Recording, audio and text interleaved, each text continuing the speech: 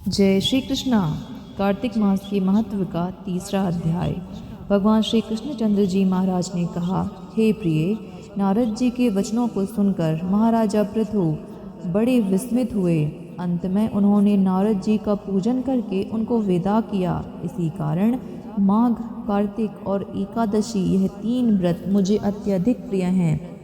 वनस्पतियों में तुलसी, महीनों में कार्तिक, तिथियों में एकादशी और क्षेत्रों में श्री द्वारका जी मुझे बहुत प्रिय हैं। जो प्राणी जितेंद्रिय होकर इनका सेवन करता है, वह यज्ञ करने वाले प्राणियों से भी मुझे अधिक प्रिय होता है।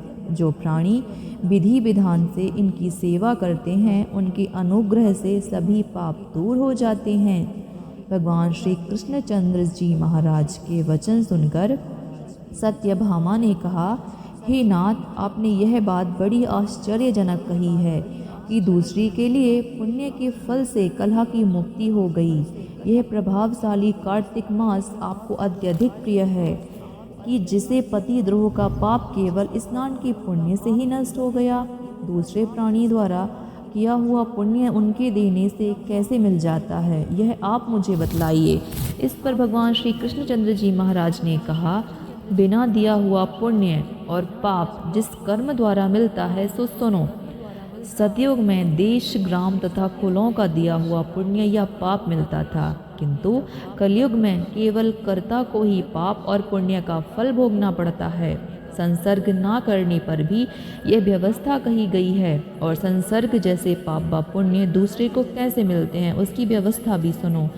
पढ़ाना, यज्ञ कराना और एक साथ भोजन करने से पाप पुण्य का आधा आधा फल मिलता है। एक आसन पर बैठने तथा एक सवारी चढ़ने से, श्वास के आने जाने से पुण्य व पाप का चौथा भाग प्राणी मात्र को मिलता है। स्पर्श करने, भोजन करने और दूसरों की स्तुति करने से पुण्य और पाप का छठवां भाग मिलता है। दर्शन करने, सुनने तथा ध्यान करने से मनुष्य को पुण्य और पाप का 10वां अंश मिलता है। दूसरे की निंदा, चुगली और धिक्कार करने से उसका 100वां भाग मिलता है। पुण्य करने वाले मनुष्यों की जो कोई सेवा करता है, वह सेवा का भाग पाता है और उसका पुण्य उसे देता है। स्त्री, नौकर और शिष्य के अतिरिक्त जो मनुष्य दूसरे से सेवा करवा कर उसको पैसा नहीं देता, वह सेवक उसके पुण्य का भागीदार होता है। पंक्ति में बैठे हुए भोजन करने वालों की पत्तल जो व्यक्ति लांघता है, वह उसको जिसकी पत्तल उसने लांघी है अपने पुण्य का 6वां भाग देता है। स्नान तथा ध्यान आदि करते हुए मनुष्य से जो व्यक्ति बातचीत करता है या उसे स्पर्श करता है, वह अपने पुण्य का 6वां भाग उसे देता है। जो मनुष्य धर्म के कार्य के लिए दूसरों के लिए धन मांगता है, वह पुण्य का भागीदार होता है। ठीक उसी प्रकार जिस प्रकार दान करने वाला पुण्य का भागीदार होता है। जो मनुष्य धर्म का उपदेश करता है, पश्चात से श्रोता से याचना करता है, वह अपने पुण्य का 6वां भाग उसको देता है। जो मनुष्य दूसरों का धन चुराकर उससे धर्म करता है, वह चोरी के पाप का फल भोगता है और शीघ्र ही निर्धन हो जाता है। और जितना धन चुराता है, वह पुण्य का भागी बन जाता है। बिना ऋण के उतरे जो मनुष्य मर जाते हैं, उनको ऋण देने वाले सज्जन पुण्य के भागीदार हो जाते हैं। शिक्षा देने वाला, सलाह देने वाला, सामग्री को जुटाने वाला तथा प्रेरणा देने वाला, यह सब पाप और पुण्य के 6ठे भाग को प्राप्त करता है। राजा प्रजा के पाप पुण्य के 6ठ अंश का भागी होता है। गुरु शिष्य का, पति पत्नी का, पिता पुत्र का, स्त्री पति के किए हुए पुण्य का 6ठा भाग पाती है। पति को प्रसन्न रखने वाली आज्ञाकारिणी स्त्री पति के किए हुए पुण्य का आधा भाग पाती हैं। जो पुण्य आत्मा पराये लोगों को दान करता है, वह उनके पुण्य का 6ठा भाग प्राप्त करता है।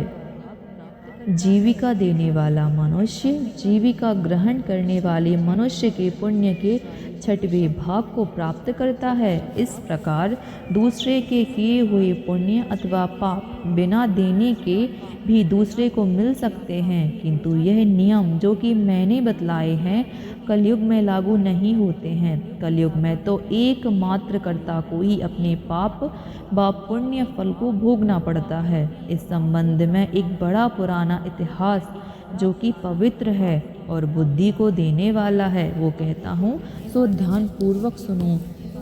बोलिए श्री कृष्ण भगवान की जय।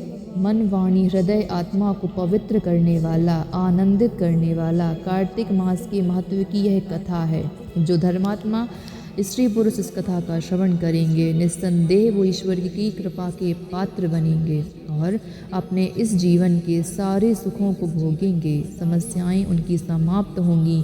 वीडियो को ज़्यादा से ज़्यादा शेयर कीजिए ताकि अधिक से अधिक लोग कार्तिक मास के महत्व की इन कथाओं का लाभ प्राप्त कर सकें और जीवन को सुखमय बिता सकें। आपका एक शेयर अनेक लोगों की ज़िंदगी को बदल सकता है, इसलिए वीडियो को शेयर कीजिए, चैनल को सब्सक्राइब कीजिए।